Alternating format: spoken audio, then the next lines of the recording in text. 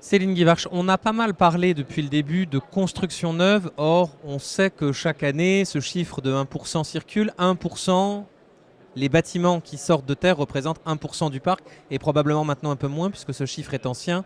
La construction neuve ne se porte pas très bien, le parc a grandi. Donc le sujet, c'est quand même beaucoup la rénovation. Quel regard vous portez là-dessus? On a l'impression que la rénovation énergétique, ça existe, on ne peut pas dire le contraire. Et en même temps, c'est pour l'heure peut-être un peu lent et peut-être un peu décousu.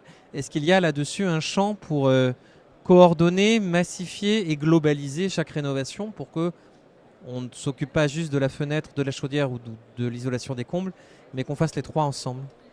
Absolument. Alors pour un pays comme la France, la question c'est la rénovation du parc de bâtiments existants qui est la majeure partie du parc qu'on aura en 2050 encore, enfin du fait.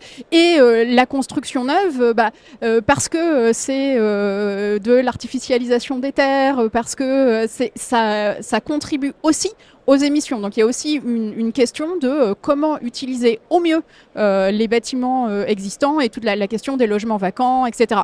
Voilà, mais donc revenons à la question de la rénovation du parc de bâtiments existants.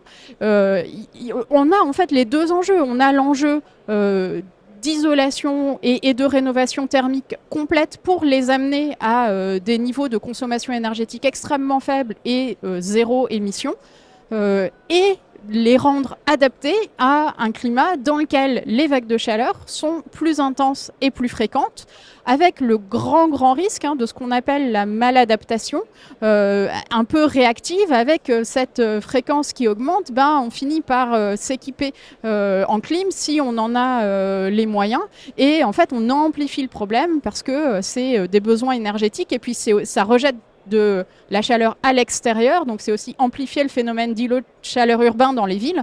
Donc on a ces deux enjeux-là, et comme vous le disiez, ce qu'on observe, on a aujourd'hui beaucoup de rénovations des bâtiments en nombre, mais par contre, il y en a assez peu qui arrivent à amener les bâtiments jusqu'à des niveaux très faibles de consommation énergétique. Et donc, c'est tout cet enjeu-là, à la fois de développement des compétences, des techniques pour le faire, et des politiques publiques, en fait, pour accompagner les ménages et les entreprises à permettre de financer avec tout l'enjeu, en fait, de solidarité, et parce que tous les ménages n'ont pas les mêmes moyens pour pouvoir rénover leur logement.